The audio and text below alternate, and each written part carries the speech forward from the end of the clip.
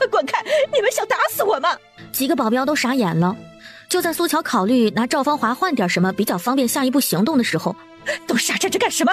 赶紧给他准备一辆车，送到南侧门。还有人质自己 Q 流程的。等甩掉保镖，苏乔命令赵芳华靠边停车，让他下去。赵芳华也很配合，推门下车。谢谢。说完便模仿赵芳华刚才开车的步骤，一脚油门，车子就直接冲了出去。大师，你谢他干什么？他是故意放我走的。还有关于沈修锦的母亲年双至的事情，也是赵芳华故意透露给他的。他为什么要帮我们呀？报复沈长宗，同时也替他自己谋后路。看来他是真觉得这个未婚妻对沈修锦来说很重要，所以才打算铤而走险，卖沈修锦一个人情。要是沈长宗败了，他跟儿子沈宗翰就多一点在沈家继续立足的机会。可惜他看错了沈修锦，那个男人能亲手推他进沈家这个狼窝虎穴，又怎么会在乎他是死是活呢？苏乔猛地踩下刹车，前方横停着一辆跑车，车里的人戴着头套。快上来！看着对方身上萦绕着淡淡紫气，苏乔一眼就认出来那个人是萧望。坐稳了。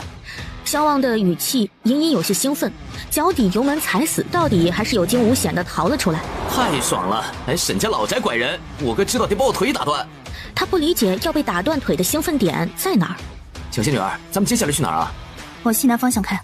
他要去找李穗穗的父母，替李穗穗完成遗愿。萧望从出生到落地就没有见过这么破的地方。这什么破地方，狗都不住。他话还没有说完，突然收了音。一间破的四面漏风的砖头平屋前，头发花白身形佝偻的中年男女正蹲在地上抹着眼泪往一个铁盆里烧纸钱。穗穗啊，在底下呀，别舍不得吃，爸给你烧钱，不够用了就给你妈托梦啊。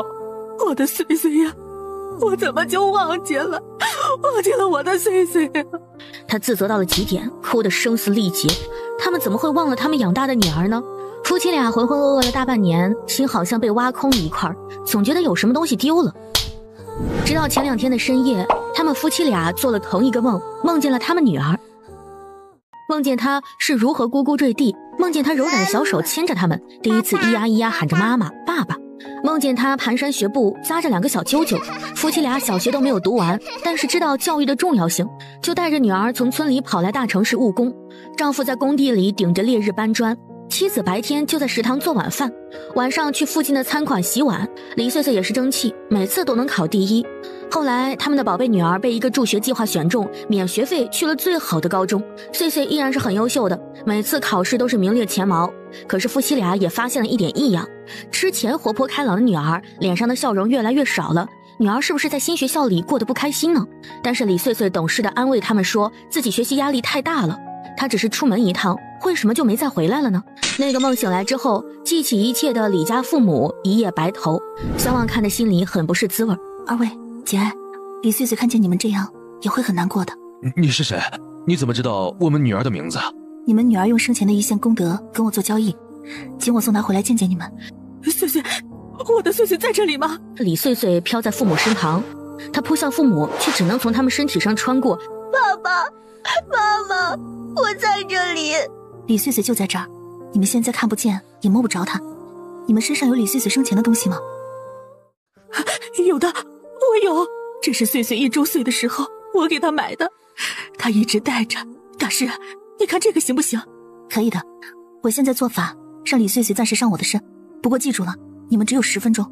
苏乔咬破右手指腹，用血水在左手掌心画出一道引魂符，他又滴了一滴血落在李穗穗的长命锁上，默念咒语。李穗穗的鬼魂顿时就被一股强大的吸力直接吸进了苏乔体内。爸妈！李穗穗激动地扑上去，紧紧抱住母亲。穗穗，是我的穗穗，我命苦的女儿啊！到底是谁害了你？你告诉妈妈，妈妈活出这条命也会替你报仇的。李穗穗怕的就是这个。妈妈，我是自己不小心掉进湖里了，没有人害我。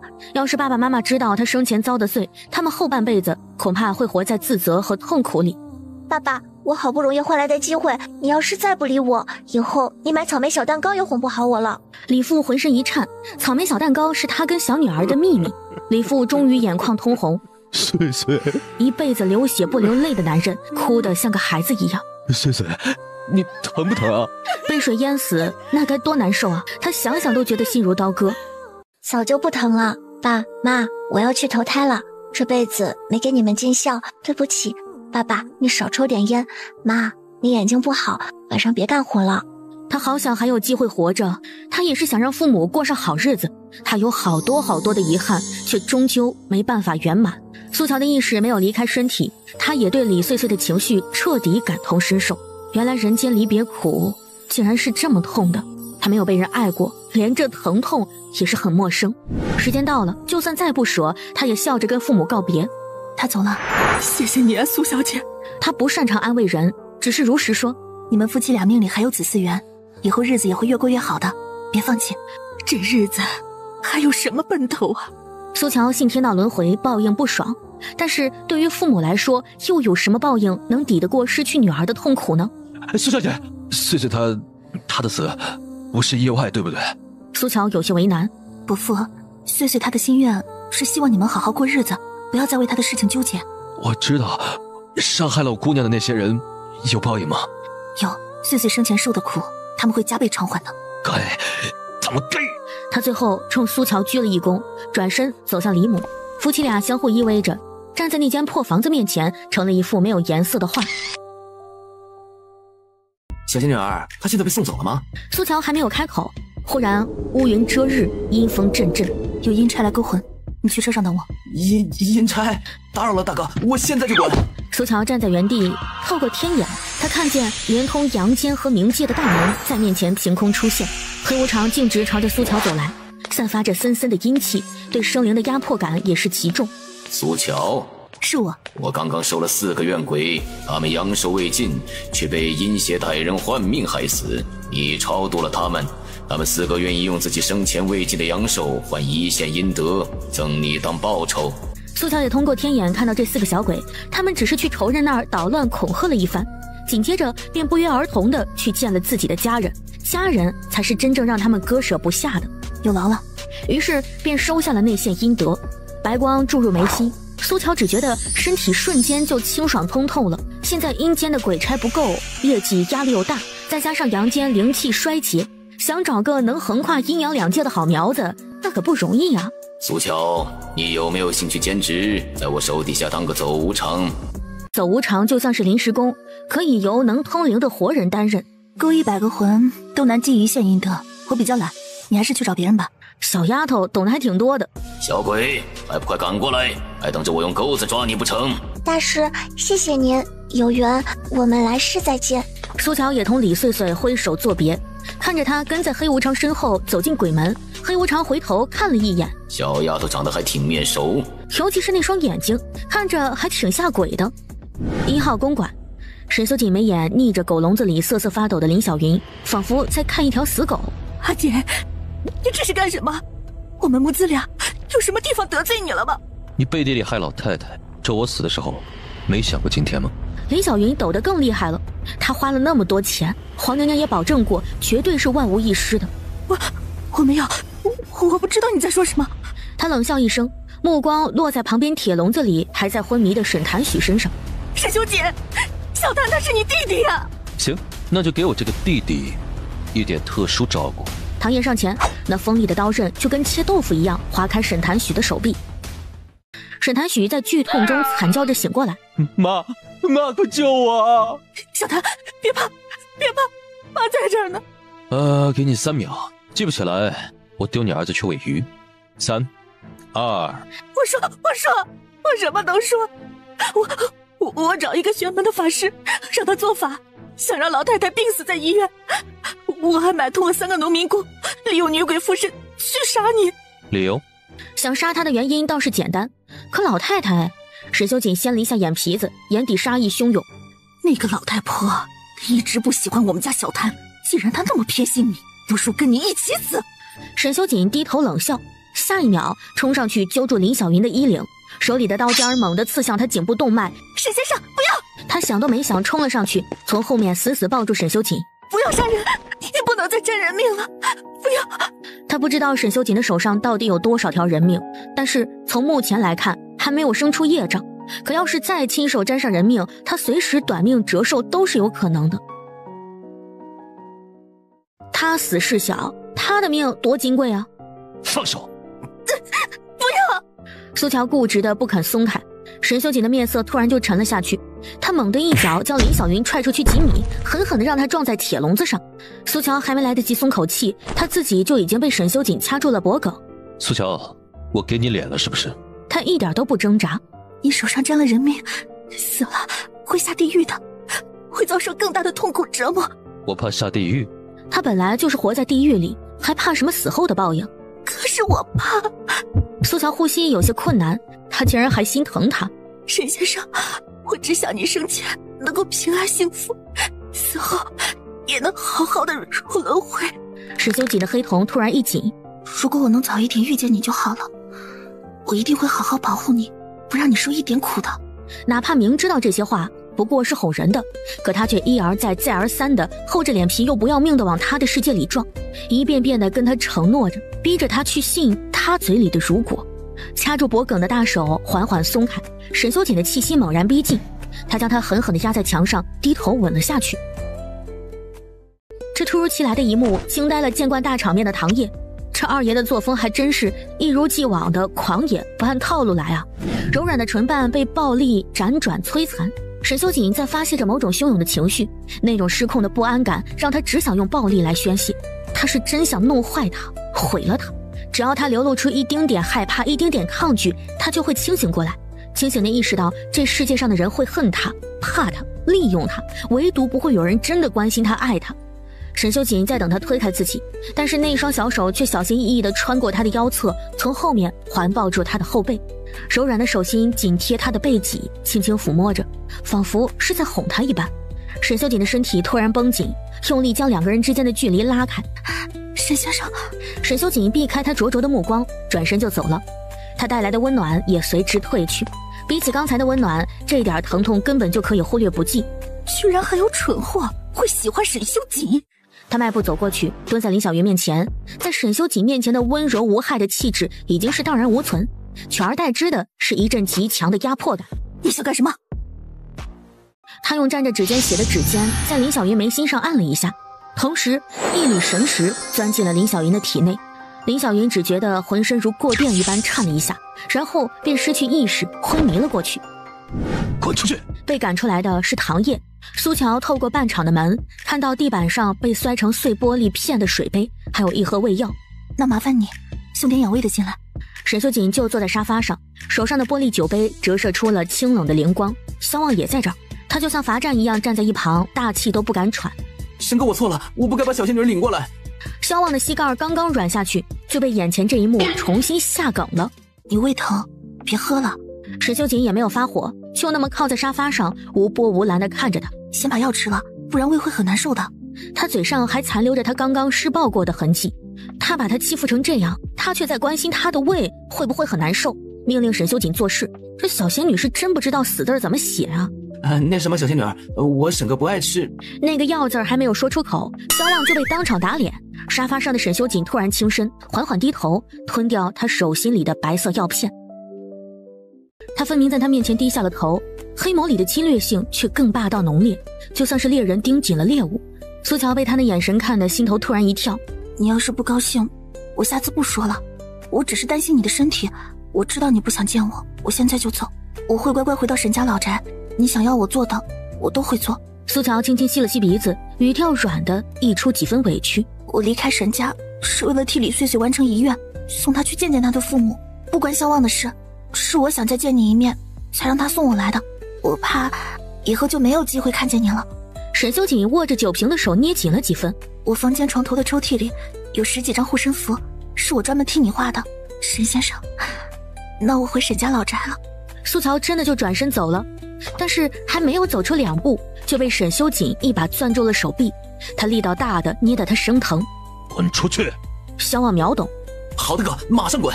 男人死死地盯着他，极力控制着情绪被发颤的声音泄露。苏乔，你别他妈跟我玩真心这一套。这一刻，苏乔忽然看穿了沈修锦的脆弱。明明那么强势凶狠的一个男人，却害怕被人触碰到真心。他不怕人狠，杀他、辱他、恨他都无所谓。他怕别人对他好，不求回报的对他好。苏乔沉默了几秒，温柔却坚定的伸手轻轻环抱住了他。沈修锦，要是能把心挖出来就好了，我就可以挖出来让你看看，对我来说，你跟我的命一样重要。这也算不得撒谎，他死了他就活不成，他自然跟他的命一样重要。苏乔能感受到沈修锦绷紧的身体在站立，但是他什么都没说。他刚刚的戏太过了，没有吧？没等他想明白，突然被沈修锦狠狠地勒进怀里，是恨不得将他揉碎的力道。沈修锦喉头发紧，苦得厉害，他想尝点甜的。沈修，他刚张开嘴，沈修锦低头就吻了上来。不同于刚才的暴力，这一次沈修锦吻得又急切又克制，苏乔只觉得唇上落下温热柔软的触感。他舌尖轻轻舔舐着他的伤口，血腥味犹在。苏乔，你的血是甜的。大哥，你显然是变态的。但是有便宜不占王八蛋啊！苏乔抬起手，很自觉地搂住了沈修锦的腰，揩油揩得很明显。苏乔，你不占我便宜就不舒坦是不是？是你先亲我的。沈修锦被彻底逗乐了。行，他索性松开他，大大方方地敞开怀抱。来，我让你亲回来。真的？苏乔眼睛都亮了，小姑娘是真不知道什么叫害羞啊！人直接往他身上扑，刚刚被他吻得水光潋滟的唇，眼看着就要凑上来。沈修锦喉结滚动了一下，他显然是高估了自己的自制力，这么明目张胆、毫无技巧可言的主动，偏偏让他的身体起了反应。他伸手推开他的脑袋。哎，色女。不是啊，你他妈是不是玩不起啊？苏乔理了理裙子，转身就要走。去哪儿？回沈家老宅啊，定位器装在这里面，对不对？沈修锦看着他那张毫无怨言的脸，心情有些复杂。知道我的目的，你还乖乖上我的车？我说过，只要你开心，我做什么都可以啊。没有恨，也没有怨，哪怕他明知道他要送他去死。沈修锦的心底涌上一股无处宣泄的躁意。电话来得很及时。乖乖待着。说完，他直接出了门。哦，沈董，什么风把你吹过来了呀？把人给我叫出来！哎呀，我说了，沈董找人呢，该去求警察帮忙，问我没用，还敢跟我演戏？你是不是以为你那个未婚妻逃了，我就拿你没办法？你可别忘了，我手上还有什么。沈修锦眼里的冰冷杀意一瞬即逝。沈董，是夫人的电话。你的宝贝小老婆和你的小儿子都回来了。被拆成了几块。赵芳华有些无语。别在这娘们唧唧的哭了，给你爸报个平安。爸，我挨了几刀，疼死我了。我骂他还昏迷不醒，你快回来看看吧。现在沈董是不是该给我一个解释呢？沈长宗也不是傻子，摆明了人就是沈修锦送回去的。沈修锦，你有本事！小云啊，你受委屈了。我没事，不过你以后出门要小心一些，那些人好像是你的仇家。我虽然被他们蒙着眼睛，但我听得见他们说话，听口音是外地人，就是针对你来的。不是沈修锦。阿锦？这跟阿锦有什么关系啊？哦，对了，我们能够被救回来，还多亏了一批戴着鬼脸面具的黑衣人，是他们找到我和小谭的。那不就是鬼影组织是沈修锦的人吗？难不成这起绑架案真跟沈修锦没关系？长宗，我头好疼啊，我想休息了。好，你先躺着啊，我让厨房准备了一些炖品，等你醒了吃。等他一离开，李小云原本柔弱的神色收敛起来。他摸出手机，打开最新收到的一份视频，视频里正是他跪在地上向沈修锦坦白他对老太太下咒和引鬼杀人的事情。他要是敢告诉沈长宗他是被沈修锦绑架的，那这份视频很快就会发到沈长宗的手机上，甚至还会被公布到网上。沈长宗对他的宠爱就像是主人对宠物一样，要是他知道他想咒死自己的亲生母亲，恐怕他会先对自己下手。李小云原本是想替自己的儿子铺路，现在他反倒是被沈修锦捏住了把柄。沈修锦，你给我等着！黄娘娘，子母煞炼好了吗？著名慈善企业家黄杰荣的独子黄尊彦近日突发恶疾，被送进医院治疗，目前情况不容乐观。有知情人士报警称，以黄尊彦为首的富二代小团体曾在高中霸凌虐待同班同学李穗穗等5人，导致5个花季少年惨死。警方已经成立专案组介入调查。而今天进医院的也不止黄尊彦一个，黄尊彦高中时期的那个小团体里，剩下的4个富二代也在今天全部都出事了，一个摔断腿，一个被吓得发了疯，一个出了车祸，还有一个在商场突然跪下大声忏悔，说自己不该用邪术换命害人。这段视频被发到了网上，瞬间在网络上引发激烈的讨论。4家都是有头有脸的家族，陷入这种丑闻自然是不会善罢甘休的，他们联合起来开始挖背后举报的人。沈哥，黄家联合另外4家在查你。是吗？沈哥，嫂子以为是我报的警，特意发消息来谢我，我要不要跟他说实话呀？萧望噼里啪啦的这串话入了沈修锦耳朵，就2个字：你叫谁嫂子？这倒是给萧望整得不自信了。那个小仙女苏乔不是嫂子吗？沈修锦的脑海里闪过苏乔的那张脸，嘴角翘起一抹自己都没有发觉的弧度。她只是我手里的棋子而已。但是萧望根本就不信，他看见沈哥笑了，什么棋子，妻子还差不多嘛。哼，口是心非的男人。小仙女果然是他未来的嫂子。然后他捧着手机屁颠颠的跟苏乔汇报：嫂子，不要谢我，都是沈哥为你做的。点开信息，看见嫂子2个字，差点被点心给噎死。嫂子，我跟你说，沈哥刚刚提起你都在笑，稳了稳了，他心里有你。他脑补出沈修锦微笑的画面，怎么想都觉得瘆得慌。还没有等他回消息，一阵凉风刮了过来。苏乔察觉到了什么，脸色就沉了下来。今晚是血月夜。老天都在帮忙啊！血月自古来说都是至寒至阴之象，就是天地间灵气衰竭的时候。此时人间正气弱，邪气旺，怨气盛，戾气强。黄娘娘，这次一定要成功！我要让沈修锦死在今天晚上。母子煞再加上血月，所有的 buff 都叠满了，自然是能练出最凶最狠的厉鬼煞的。放心，今晚就算玄门如今的掌门天机子来了，也未必保得住他。还有他身边那个叫苏乔的女人。黄娘娘浑浊的眼睛里就浮现出了恨意。黄娘娘就是孤命，没有子嗣源，而黄尊彦就是她唯一的侄子，对于黄娘娘来说，跟自己的骨肉是没有区别的。可没有想到，换命术一招被破，整个黄家都遭到了反噬。黄尊彦更是在沈家老宅的停车场突发恶疾，人彻底废了。今晚他就送着贱人跟沈修锦一块上路。沉浸在复仇情绪中的黄娘娘压根没有发现，身后的林小云眼睛里慢慢起了雾。唐毅一边开车一边看着四周的路况，隐隐觉得有些诡异。没有风，他脸刷的一下子就白了。而更诡异的是，唐毅注意到了旁边熟悉的路标，这好像已经是他们经过第3次了。二爷，我们好像碰上鬼打墙了。早在唐毅察觉不对之前，他就先发觉了异样。手机在此时响了。沈先生，你是不是碰上鬼打墙了？你不要怕，按照我说的做。怎么做？你们现在应该在原地打转了3圈了，先继续往前开，让司机把速度提到最快。等我让你们转弯的时候，就迅速往右边打转方向，这样你们就能够冲出来了。苏乔在唐毅心里就是个神婆，她自然下意识的就想按照苏乔的吩咐去办。唐毅，停车。唐毅几乎没有犹豫，一脚刹车。沈先生，你在干什么呀？黄娘娘利用陈丽红和她肚子里的死胎养出了子母煞，今晚就要杀了你，你听我的才能保命的。沈修锦已经推门下车。沈先生，你干什么呀？快上车，按照我说的做，否则就来不及了。沈修锦已经绕到了车后，从车里抽出一支高尔夫球杆握在手里，嘴上却冒出了风马牛不相及的一句：我没吃晚饭。沈先生，真的要来不及了，你赶快。我说我没吃晚饭。黑眸里杀意露骨。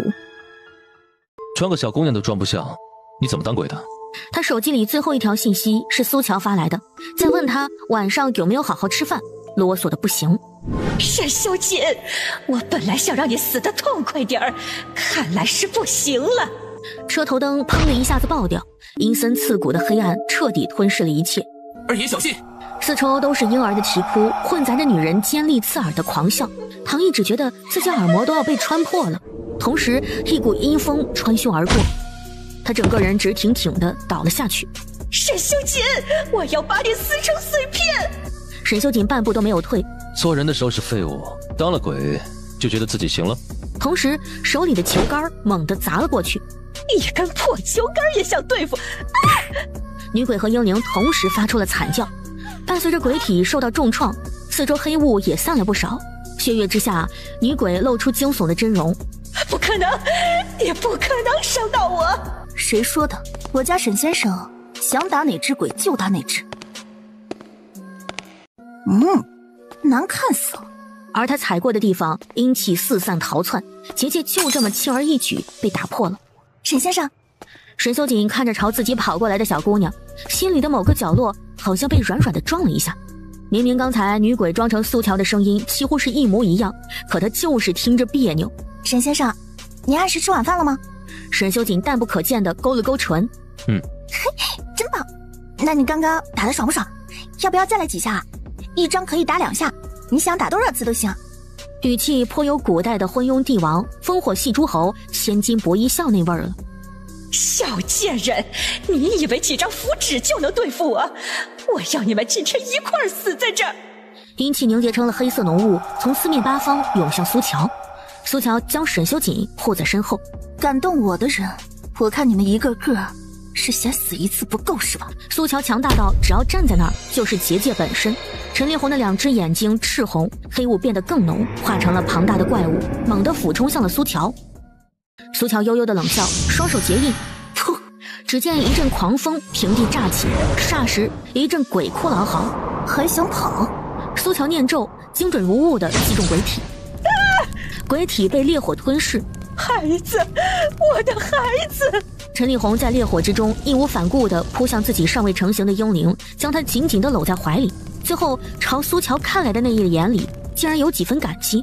阴气散尽，天边那轮血月逐渐恢复成明。阴间的账算清了，那现在就该清算阳间的事儿了。怎么可能？我的子母煞！皇娘娘，怎么了？沈修锦到底死了没有？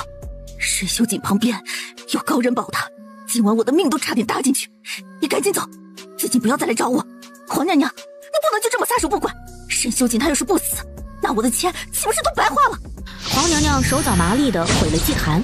沈二太太可别忘了，要是没我帮忙，你拿什么迷住沈家家主，在沈家立足？你要是还想继续受宠，最好就别得罪我。林小云脸色顿时就变了，皇娘娘也不想真的得罪这个大金主。太太放心，沈修锦他至多再能多活几日，我一定会替你摆平的。这个地方已经不安全了，他必须赶紧撤离。想去哪儿啊？月色下，林小云仍然是那张脸，但是他的眼神和神态都跟平时很不一样，气场竟压得他连连后退。皇娘娘察觉到了不对劲儿，瞬间她就感受到了存在于林小云体内的那股不属于她的灵力。去死吧！皇娘娘的另一只手高举起黄铜铃，猛地摇了起来。然而那股灵力却突然暴涨，顷刻间就破了她的术法。皇娘娘遭到反噬，跪在地上吐出口血，林小云也随之晕厥到底。我以为有多大能耐呢，区区一个摇铃婆，拜了邪神，学了几年邪术，就敢打着玄门的名号，在人间横行霸道，为非作歹，真当天道管不了你？苏乔的身影不知何时出现，清丽绝伦的脸暴露在月色下，竟然比月光还要冷冽3分。黄真如，你手上沾了多少人命，还记得清吗？你到底是什么人？苏乔抬起手，掌心往下一压，跪着听吧。云青山凌风观玄虚道长是我师父。皇娘娘听都没有听过，看苏乔有这身本事，应该也是师承隐士高门。既然同样是玄门道友，那是我得罪在先，改世登门给小友赔罪。赔罪？苏乔笑了，指尖夹着一张五雷符。身为玄门中人，滥杀无辜，助纣为虐，贪财徇私，我不用你赔罪，偿命就行。他话音落下的瞬间，指尖黄符无火自燃，天空中一道闪电撕开夜幕，雷声响彻天际，这是引天雷。黄真如惊恐的想逃。苏乔，我身为玄宗盟12使之一，就算是有罪，也该交到玄宗盟来处置。你胆敢厮杀同门，整个玄宗盟不会放过你的。这种心术不正的货色也能担当玄门要职，简直是可笑。那就让他们来吧。天空惊雷应声劈下，叶灵神大人护我！天雷劈中黄真如的天灵盖，黄真如崩溃惨叫，痛苦的满地打滚。看来你的叶灵神大人护不住你。他不会亲自动手杀黄真如的，为了这种败类，两手沾血，那是脏了他的手。如今黄真如修为散尽，当初他用邪术做的恶，现在都会尽数反噬到他身上。黄真如接下来的每一天都会生不如死。苏乔忽然感应到了什么，回过头便看到沈修锦的身影站在他身后几米开外。苏乔整理好情绪，冲他露出一个微笑。沈先生，是不是让你等太久了？沈修锦目光落在苏乔凑近的脸上，那双清亮的眸看向他时永远承载着笑意，可背过他的时候，他轻飘飘的一挥手就可能将操控恶鬼的人打废。正是这种反差让沈修锦觉得失控，在他面前的苏乔就好像只是为他一个人打造的完美的假象。是不是又胃疼啊？那我帮你按啊。他的手又小又软，在危险地带四处点火，这小东西简直就是无知无畏。眸色微暗，哑声警告：别乱摸。他就乖乖地松开手，指尖上还残留着他身上传来的暖意。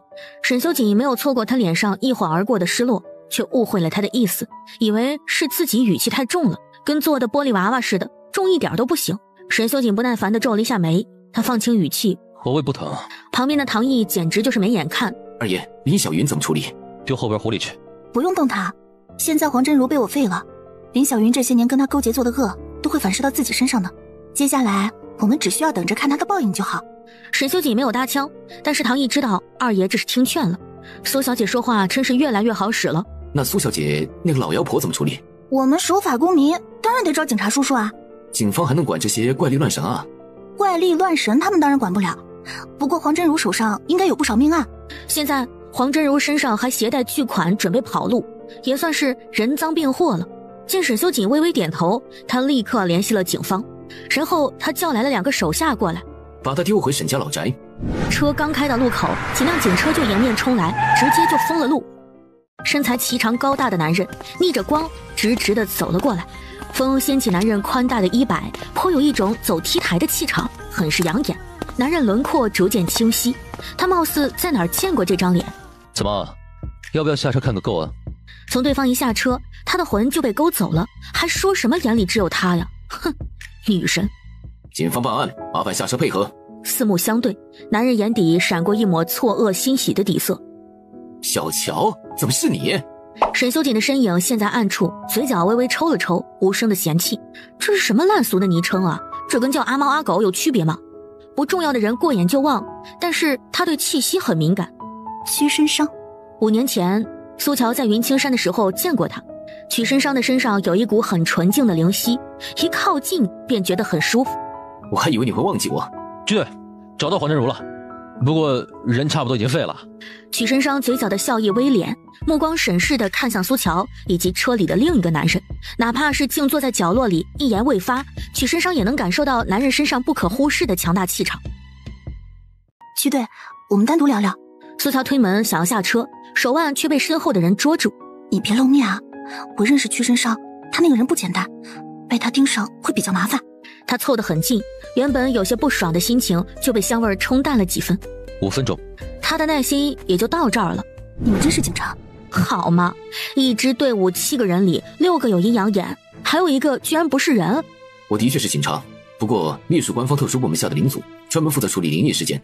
李慧慧他们5个人突然消失的案子，我一直在跟。他们的案子在网上发酵，我们顺藤摸瓜查到了黄娘娘，没想到刚找过来就碰见了你。李碎碎他们5个已经被我送去投胎了。那个黄娘娘原名黄真如，的确作恶多端，她也算是玄门中人，我废了她的修为，你们善后就行。5年前曲身伤就见识过苏乔的本事，对此也毫不意外。你又帮了我一次，这个黄娘娘背后还有玄宗盟撑腰，这些年我好几次想要抓她都被拦了。黄真如在外面作恶，俗世玄门最大的组织玄宗盟却在包庇她。玄宗盟内部势力复杂，这几年斗得很厉害，黄娘娘也属于其中一派，而且是骨干成员。不过你别担心，我会处理干净，不会让玄宗盟的人来找你麻烦。不必，他们有种就来，正好我手痒了，当清理门户了。小乔，你愿不愿意当我们领组的外聘人员？工资怎么算？帮一次结算1分福泽星光。成交。沈修锦冷眼看着苏乔，原来他不只是只会对他笑，对别的男人也能笑得那么灿烂。前排的唐毅只觉得自己后背一阵阵发冷，苏小姐快别笑了。苏乔聊妥了工作，心情愉快地回到车前，一拉车门发现锁死了。看你烦，坐前面去。哦。反正沈修锦一向喜怒无常，他也懒得去猜他的心思。苏乔此刻心情还挺美的，毕竟福泽金光可是好东西啊。跟那个屈身伤故人重逢很开心啊。他刚刚邀请我当他们组的外聘人员呢，还给我开工资呢。我是少你钱花了。那不一样，钱怎么能跟福泽金光相提并论呢？沈修锦大半张脸陷在阴影里。